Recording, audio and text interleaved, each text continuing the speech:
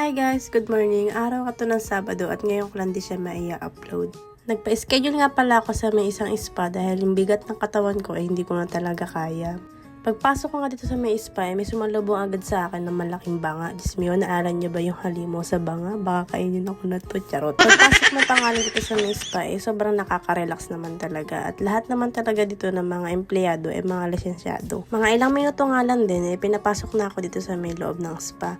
Fast forward nga guys, tapos na ako at kumuha muna ako ng candy dahil sayang naman yung pre nila. Katapos ko nga sa massage, kumain din ako kaya ng ramen, hindi na lang din ako nakapag-video. Pag uwi ko nga, nagluto agad ako ng aming uulamin dahil si tatay hindi naman gano'n nagluluto. Kinabukasan na nga to guys at sobrang relax ko kahapon.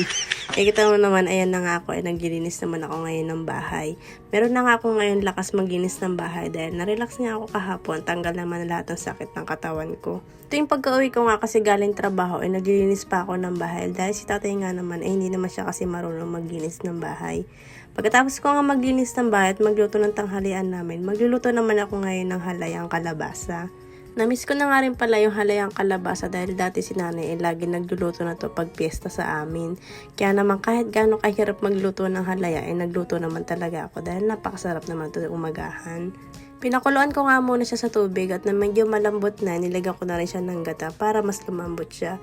Nilagyan ko na nga rin siya agad ng food color para naman makita ko yung mga buo-buo niya.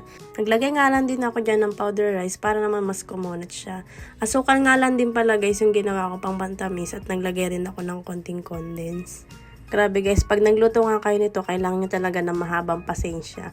Dahil kulang 3 oras ko siya pinaghahalo bago maging ganito. Pagkatapos ko nga magluto ng halaya, ay nagluto na rin ako ng latik. At ito naman yung kinalabasan.